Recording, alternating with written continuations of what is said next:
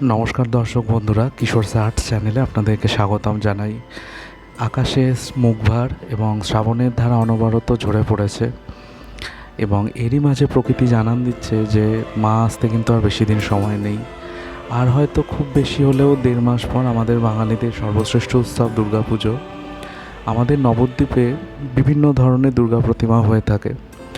এই প্রতিমাটা যেটার আমি আজকে ডিজিটাল আর্ট করেছি সেটা আমাদের নবদ্বীপেরই গত বছরের আমার দেখা একটি প্রতিমার ডিজিটাল আর্ট, যেটা আমি আপনাদের সামনে প্রস্তুত করছি কিন্তু নিজের মতো করে।